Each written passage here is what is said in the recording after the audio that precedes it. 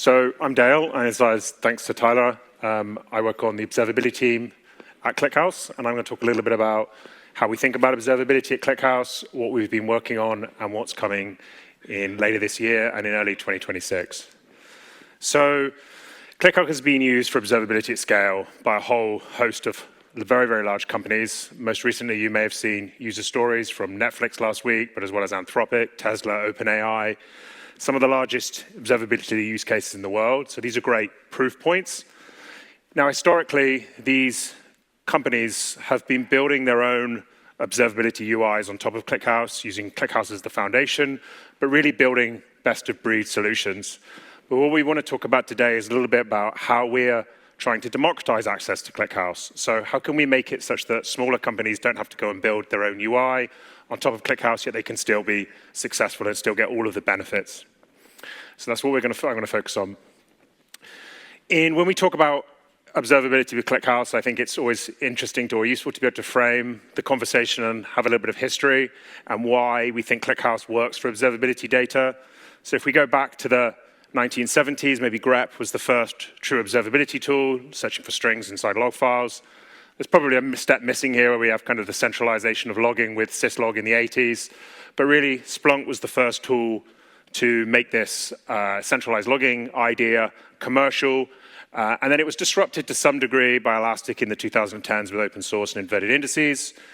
But search is great. It's great for the kind of needle in a haystack type searches. It's less ideal when you need to look over trends over time. So as the volume of servers is increased, you can't look at every single log on every single server. You need to be able to do aggregations, charting, trends over time. And to address this, we have the emergence of Graphite in 2008, and effectively the emergence of metric stores, with Prometheus becoming almost ubiquitous at this point, thanks to also its integration with Kubernetes, and then distributed variants of this as the data size grows. And not only the data size, but also the cardinality of the data. So these stores are great for each of their use cases.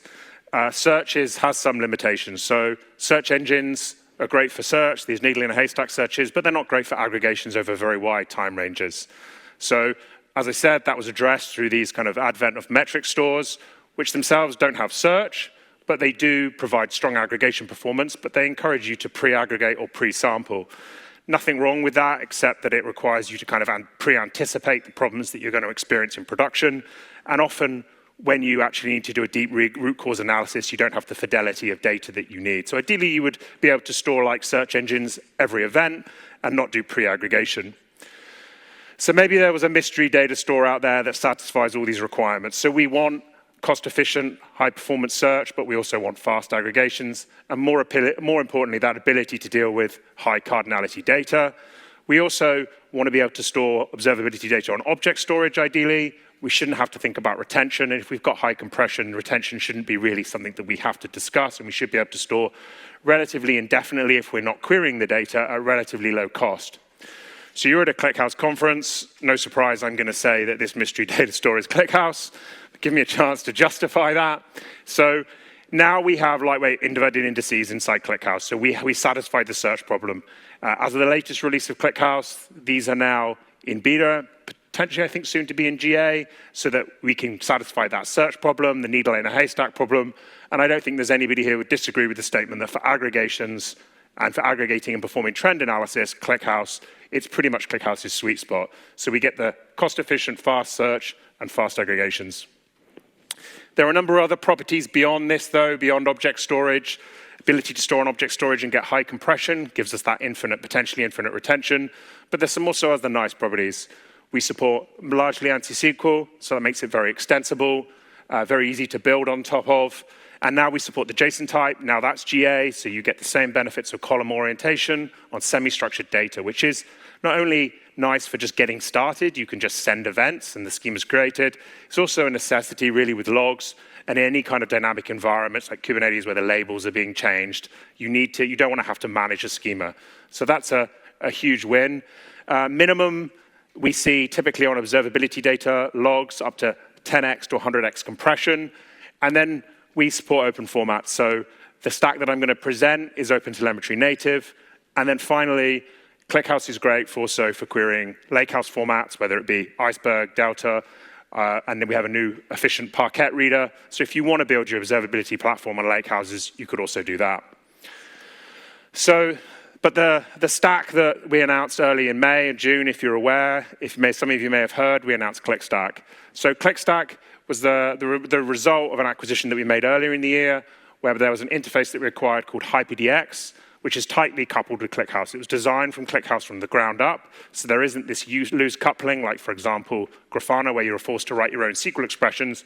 The workflows are very opinionated, and the queries that are generated are optimized.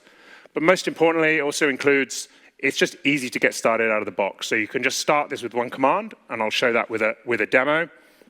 And then you have this opinionated collector layer where we distribute our own version of the OpenTelemetry collector. So if you've got OpenTelemetry data already, you can just send it to the OpenTelemetry collector, it'll store it in ClickHouse, and it'll just work. I should stress that we're not OpenTelemetry exclusive. All you need to use HyperDX is really a timestamp on an event. So you can render almost any events in HyperDX. This is all open source, so you can just run it and download it any way you like. So this is the first one of our users that's migrated. So Character AI recently announced how they migrated from a competing log store. They 10x'd their data, but still half their cost, and their queries are now up to 100 times faster. So it's great to have proof points, but I'm hoping I can show you with a live demo. I think I'm the only person today that's relying on the demo gods, so let's see how this goes. Can you see my screen?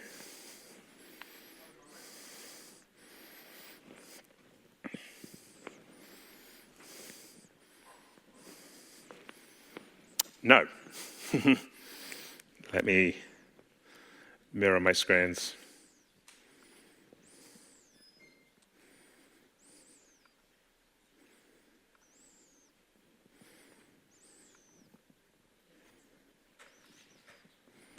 How's that? Okay, it's working. Okay, so starting HyperDX, we provide a number of distributions. You can deploy it at the Helm chart. We also provide different images for the front end and each component in the stack. But you can also deploy the all-in-one image, which contains HyperDX, ClickHouse, and the OpenTelemetry collector as a single image. I've obviously got the image cached here, but if I can just run it with one command and expose the ports. And if I head over into HyperDX, you'll find that it's immediately available. I need to create a user. I'm going to create a user quickly. It's a pretty simple user, simple password, and that's it. We're up and running. So that's as simple as it is to get HyperDX running. To actually get data in, as I said, you can just send data straight to the OpenTelemetry endpoint. I'm not going to do that. I'm just going to export the ingestion key. Use that ingestion key just secures ingestion. I'm going to quickly download a sample file. So this is just a sample set of OpenTelemetry data that's available on the public internet. And I'm just going to use a simple bash script to send it. So this is just simulating. All this is doing is simulating sending OpenTelemetry data to the OpenTelemetry endpoint. If we go back to HyperDX, that's it. The data's available. So this is the UI. This is obviously a very simple data set. It's not particularly large. You can see the main concept here is, these are the tables, but the main concept here is that sources in HyperDX equate to basically tables inside ClickHouse. So we have log tables, we have trace tables, and we have metric tables. This is obviously a very small data set, but I'll switch over to our public demo instance. And our public demo instance, I can maybe show some simple root cause analysis. So if I go back a day, let's just hypothesize that maybe we have some errors that we've been told about, or there was a spike in errors. You can see I can restrict the error rate very, very fast. That was 4 billion rows. I'm immediately limiting to 500,000 error rows. I can select that and drill down into these errors. Now, I could go through 500,000 errors, but we don't have that long. So one of the features that we're really proud of in HyperDX is the ability just to summarize logs. So we have this feature called event patterns, where we look at the logs, we cluster them, the result, and we look at how those clusters appear over time. That's exposed through just a simple button here I can press, event patterns. Just stress all of this is issuing queries to ClickHouse in the most optimal way that we can, and we're always trying to work with customers to make this as efficient as possible on large scales. So we've got customers like Anthropic that are testing this at really large scales to make these queries as efficient as possible.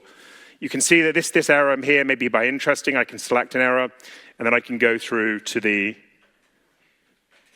data for this error. So this is a single log entry. You can see all the Kubernetes labels here. We have column representation if it's interesting. We can see it's coming from the payment service. But because the logs, traces, and metrics are all in the same database, we can also just look at the trace for this specific error. And we can see that this is the classic OpenTelemetry demo that many of you may be aware of, but this is a shopping website. And we can see there was a problem with the payment. You can see the log entry here is highlighted. This was what caused the error. But I can click the associated span. And if I select the associated span, you can see that we actually also capture the stack trace. So all of the OpenTelemetry SDKs will work with ClickStack, but we also do our own distributions that do some enhancements, like we do, for example, stack collection. We also do session replay. That all comes out of the box. And again, because the metrics are in the same cluster, I can also look at the Kubernetes metrics here, so CPU, memory, and disk usage over time for this particular, where this service is running, and all of this is included. There's a lot of features inside HyperDX which are great to explore. Just a few that I'll highlight.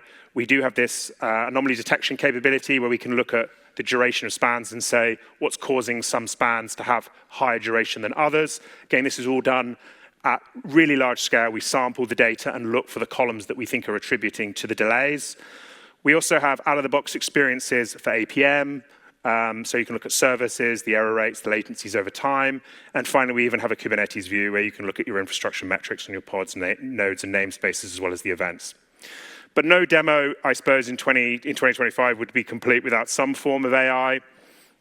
We're fairly early on in our AI features. This feature we actually released just last week.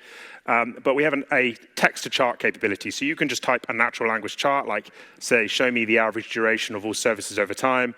And ClickStack UI will send this off to an LLM. We'll get the SQL query, and then we'll render the chart for you automatically. So hopefully this will work.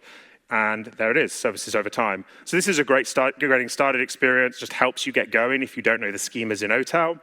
But it's also just a great easier way to explore your data when you don't want to have to write queries. You'll notice that throughout this demo, I've not really written any SQL. You can do. We support natural Lucene search as well, so I can search with just natural Lucene expressions. So if you're coming from Elasticsearch, that's quite natural. But we also have the full power of SQL if you want to do a detailed or deeper analysis. Finally, if you are using ClickHouse Cloud and you're in our private preview, anybody can sign up. You can now go to any service in ClickHouse Cloud, and you'll notice that ClickStack is on the left-hand side. If you click on this, we'll launch HyperDX. We'll connect HyperDX to the service. That will be fully integrated with all the authentication. We'll detect if you've got OpenTelemetry data, and if this works, we should just see OpenTelemetry logs, and we'll create all the necessary sources. Maybe the last part of my joke. Brilliant, that worked. Okay, so what's new? So, what we've been working on since the launch are three main things. The first, we've been working on JSON. So you know the JSON type is now GA inside ClickHouse. That's now supported in the ClickStack UI so that you theoretically get faster filtering and potentially higher compression as well. And we'll be moving the default schemas over to use JSON once we're confident that that works at the scales that some of our largest customers are using this for. We've exposed adverted indices, so we make sure we used all the right SQL expressions so that adverted indices get exploited for faster log search. And then we've really been just improving the UI to work at scale. So working with our users on really high petabyte data sets. So some of the optimizations that we've worked on, for example, would be normally when you go to a UI, and you ask for logs over the last day, instead of issuing one query, we chunk the requests, and once we've got sufficient logs or results, we cancel the subsequent requests. So these kind of optimizations just mean that the UI still remains responsive even when you've got petabytes of logs. And a whole lot more. There's a lot here that we've worked on. I think the one that I'm most excited about is import and export of dashboards. Really hoping that's going to be something that we can promote and allow users to share in a community platform. We're going to start having out-of-the-box experiences in our docs, so you can just go to our docs and download a dashboard, or go to a portal and just download a dashboard for a specific data type. For example, you want to monitor Nginx, we should have a preloaded dashboard ready to go for you. What's ahead? Well, the biggest ask that keeps coming up is obviously support for PromQL. For those of you that attend Alexi's webinars, you'll know that that was released in its first early form in the previous release, I think last month. We're going to improve coverage there. Once we are satisfied that that's the maturity that we need, we'll expose that in the UI as well. ClickStack Cloud, yes, the UI is there. We don't currently provide a managed OTLP endpoint. We will do to make it easier for users to onboard and send data to us in open telemetry format. And then finally, Observability Notebook. So we're going to add a notebook-like experience. If any of you are attending KubeCon in the US, that's going to be probably some teasers there with an AI twist. So that would be an ability to work with your observability data through a notebook-like experience straight in the UI. Again, available for everyone. And then finally, service maps, I think, are the biggest ask that we get from everyone, as well as a Terraform provider. So hopefully we'll have those for you by the end of the year as well. Thank you.